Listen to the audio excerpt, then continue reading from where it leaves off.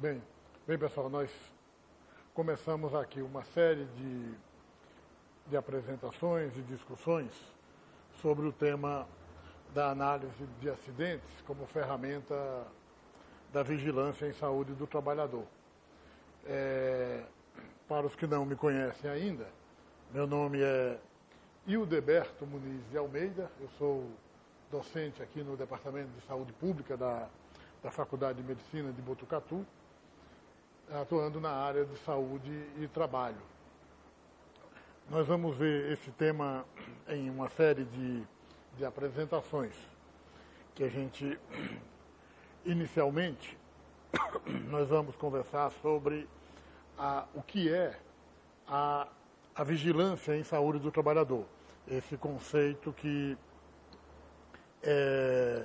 nem todo mundo costuma controlar. A nossa ênfase vai ser na discussão do acidente de trabalho como uma das atividades da vigilância. Os acidentes do trabalho justificam para nós essa abordagem porque são um importante problema de saúde pública, persistem como um problema de grande magnitude e que, em sua maioria dos casos, são até facilmente preveníveis.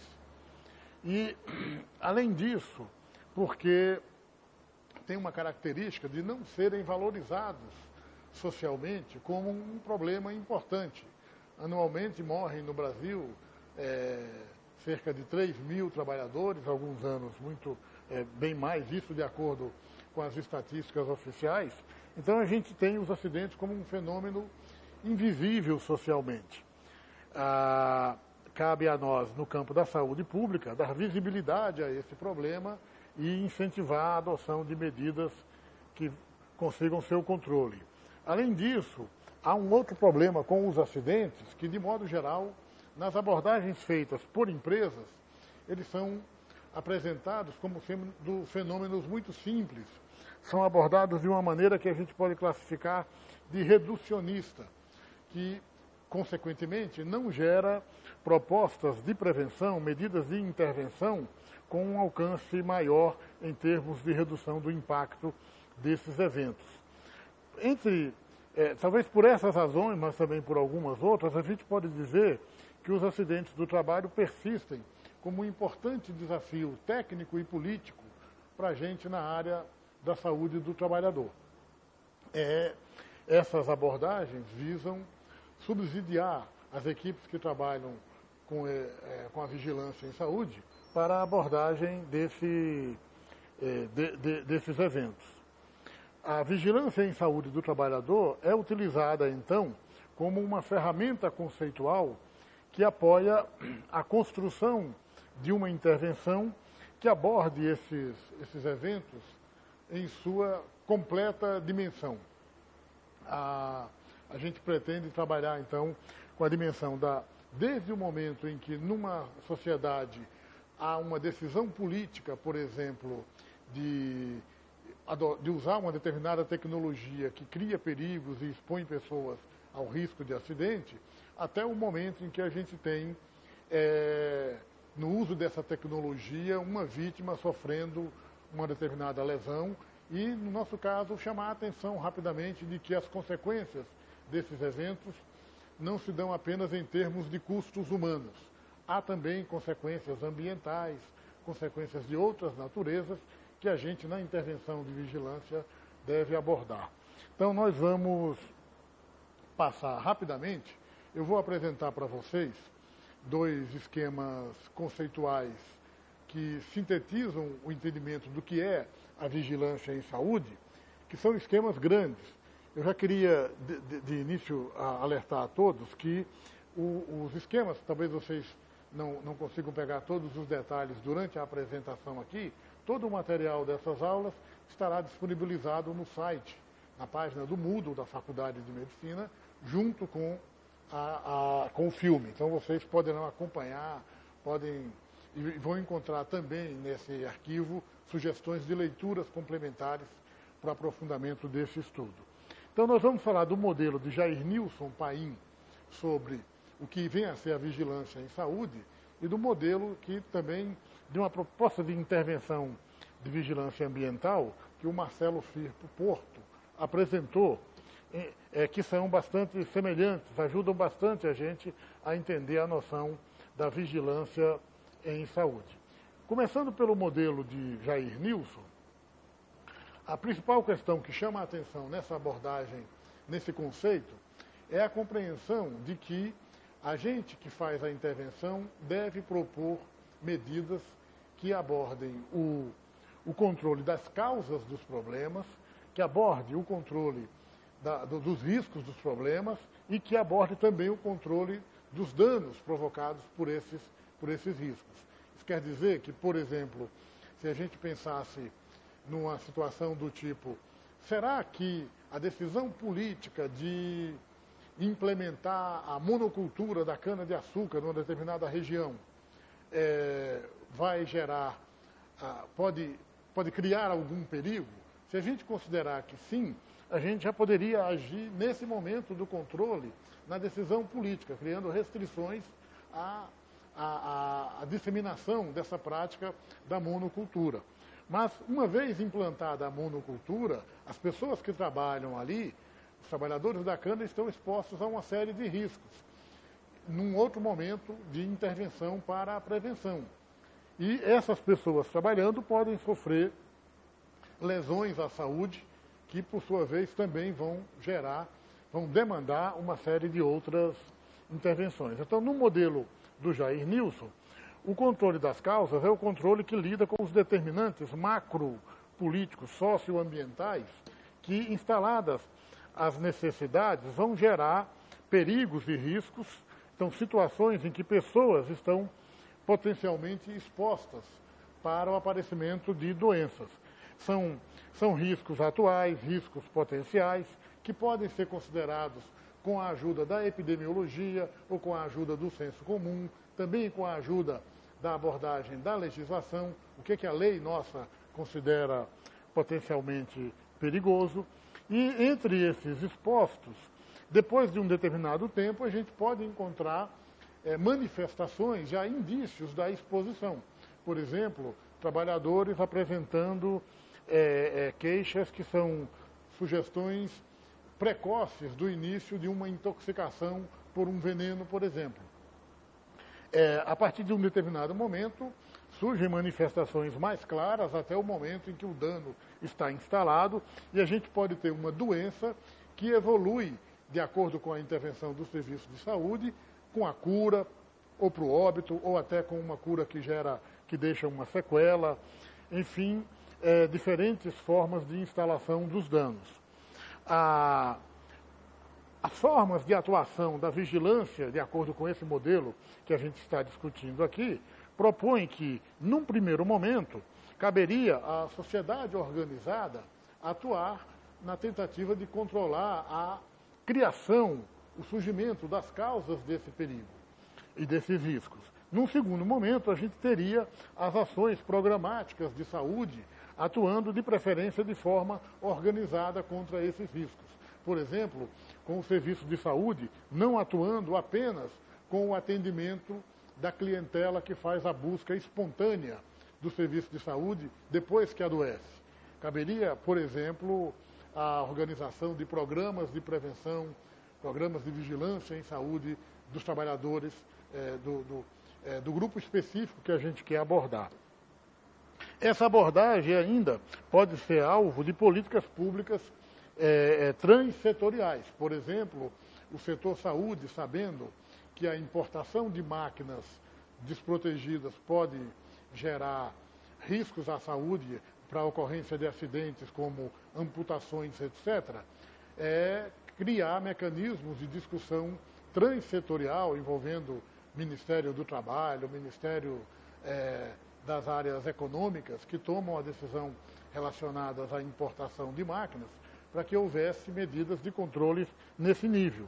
Já no outro campo, seriam as ações específicas da saúde, da vigilância sanitária, da vigilância epidemiológica, da assistência médico-hospitalar, buscando sempre uma forma que integre o espírito dessa noção aqui. Então, o atendimento dos casos tem que gerar notificações. Os serviços que recebem essas notificações têm que organizar bancos de dados e analisar esse conjunto de informações. E, com isso, criar elementos que subsidiem a intervenção planejada e organizada dos serviços de saúde. No plano ainda da prevenção das causas, a gente poderia ter medidas da promoção da saúde e, nos outros campos da atuação, as medidas de proteção da saúde, de screening, com diagnóstico precoce, com medidas que visem limitar os danos ocorridos uma vez estabelecida uma doença, por exemplo, minimizar a instalação de sequelas, e ainda com medidas de reabilitação que facilitem o retorno desse trabalhador à vida ativa, que facilitem a melhoria da sua qualidade de vida. E, de modo geral, todas aquelas intervenções que visam aumentar a consciência sanitária, criar numa sociedade a preocupação com a defesa da ecologia, com a defesa do meio ambiente, com a defesa da saúde, com a educação em saúde, são medidas que ajudam a sociedade a enfrentar esses perigos. Uma intervenção, então, dita de vigilância em saúde do trabalhador, de acordo com Jair Nilson, é uma intervenção que procura incorporar medidas em todos esses níveis. O Marcelo Porto apresentou de uma maneira que eu diria também muito parecida no modelo de Jair Nilson, de uma outra forma, essa discussão de fases e ciclos de perigo e risco numa sociedade e de seus controles. Para o Firpo, numa sociedade, a gente convive com 3 fases de vivência, vamos dizer assim, da situação de perigo e risco. Na fase 1, a gente tem um momento histórico em que são tomadas decisões relacionadas à definição e à geração, à criação desses perigos. São, por exemplo, decisões políticas do tipo, vamos construir uma usina nuclear. Essa decisão tem uma série de implicações também no âmbito da saúde. Num segundo momento, tem-se a fase da instalação dos empreendimentos relacionados a esse perigo, e nessa fase operacional, trabalhando nesse sistema, a gente vai ter pessoas expostas aos riscos criados naquela fase 1. E num terceiro momento, a gente vai lidar com essa situação, já no serviço de saúde, atendendo, por exemplo, trabalhadores que foram vítimas de uma doença, de um acidente, na operação desse sistema. Vamos ver aqui, rapidamente, o que seria cada uma dessas 3 fases. No primeiro momento, o momento da definição de geração do perigo, a gente tem um momento em que as escolhas políticas pelo modelo de desenvolvimento econômico e tecnológico, as definições sobre os tipos de sistemas sociotécnicos e ambientais com os quais vamos conviver, que serão adotados no país, podem criar novos perigos. E, nesse momento, a prevenção pode se dar, sobretudo, através da legislação, da regulamentação ou da aceitação da convivência com aquele tipo de risco. No segundo momento, a gente tem umas situações em que, agora, o sistema, aquela decisão política e econômica já resultou na instalação de um determinado empreendimento, onde a gente vai ter esses sistemas que se decidiu criar no primeiro momento, instalados e em operação. Então, aqui nós temos pessoas expostas. Nesse momento, a prevenção de impactos à saúde se daria, sobretudo, com formas de gerenciamento e de controle de riscos. No terceiro momento, que é o momento das consequências, a gente tem os efeitos instalados, os efeitos de saúde na população. Então, os eventos de risco já aconteceram. Houve acidentes, pessoas adoeceram, podemos ter ocorrido contaminações ambientais. Os impactos estão instalados. As medidas adotadas aqui são importantes, mas têm um caráter mais reparador ou de mitigação. Podemos diminuir o seu impacto, mas não vamos eliminar a sua ocorrência. De acordo com esse modelo, então, a gente tem possibilidades de medidas de prevenção, chamando a atenção de que, nesse terceiro momento, deverão ocorrer medidas de reorientação. Nós podemos trabalhar com a reorientação das medidas reparadoras. O que pode ser feito para melhorar a nossa capacidade, a capacidade dos nossos sistemas de saúde, de mitigarem aquelas consequências instaladas. Se pensarmos nas possibilidades do serviço de saúde nesse segundo momento, é a reorientação das medidas e das práticas de gestão de riscos, de gestão de segurança e saúde, trabalho e meio ambiente. Como que podemos aperfeiçoá-las para minimizar as situações de risco instaladas na nossa sociedade. No terceiro nível, a gente tem aqui medidas já no âmbito da reorientação das práticas regulamentatórias, né? Regulatórias e dos modelos de desenvolvimento. É um momento em que a sociedade pode discutir que caminhos, que tipo de política econômica ela aceita que seja implementada. E todo esse modelo é acompanhado com uma possibilidade com a necessidade de que as equipes de saúde e todos os atores envolvidos nesse processo aprendam com o que aconteceu. A ocorrência de um grande acidente é sempre uma janela de oportunidade, e essa janela para o aprendizado coletivo e para o incentivo da adoção de medidas que possam proteger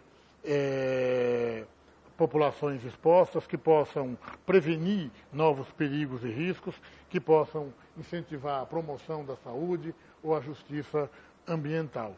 O modelo de FIRPO tem, então, essa característica, e ele visa e também ressalta a importância de que, do ponto de vista da vigilância em saúde, os serviços atuem nesses três níveis, busquem atuar nesses três níveis, tenham consciência dos limites da sua intervenção quando abordam de forma limitada, por exemplo, apenas o atendimento da vítima, deixando as fases de origem dos riscos intocadas. Enfim, esses dois modelos ainda nos ajudam a pensar a vigilância em saúde do trabalhador com uma outra perspectiva, com a perspectiva de que quem faz a vigilância em saúde do trabalhador deve organizar não só uma capacidade técnica de intervenção, mas também uma capacidade política. A situação mais evidente nesse sentido é aquela em que, por exemplo, os responsáveis por um empreendimento que introduz o perigo, introduz o risco, são próximos do poder político e influenciam esse poder político de modo a facilitar a instalação de seus empreendimentos. A vigilância em saúde é uma atuação potencialmente explicitadora de conflitos de interesses, potencialmente geradora de conflitos políticos e, idealmente, a gestão de saúde deve tomar conhecimento dessas possibilidades desde o início, de modo a que a equipe esteja apoiada politicamente na hora desses conflitos, não apenas tecnicamente. Então, isso significa, entre outras coisas, que, do ponto de vista técnico, algumas recomendações importantes quando se pensa nessa abordagem da vigilância em saúde são que nós priorizemos intervenções de alcance coletivo. Por exemplo, quando a gente atende um trabalhador com uma amputação de mão numa máquina, a gente não aborde esse evento como sendo o acidente do seu João, da Dona Maria que perdeu aquela mão. Que a gente pense no conjunto da população de trabalhadores, naquele ramo de atividade, no grupo de empresa semelhante, que está exposto ao mesmo risco. Então, por exemplo, ao invés de recomendarmos a proteção da máquina em que houve o acidente, nós adotarmos a implantação de um programa de prevenção de acidentes com máquinas na região de atuação do nosso serviço. Dessa maneira, a gente vai incentivar uma busca ativa de perigos e riscos. Eu detectei um acidente numa empresa, essa empresa vai ser cobrada a, no mínimo, me apresentar um recenseamento de todas as situações em toda a sua área de atuação em que a gente possa encontrar um risco semelhante. E ela já vai ser estimulada a adotar medidas de prevenção em todas essas empresas, todas essas máquinas, em todas essas fontes potenciais de perigo. Além disso, incentivar intervenções participativas com testes das recomendações de prevenção antes de generalizar a sua aplicação.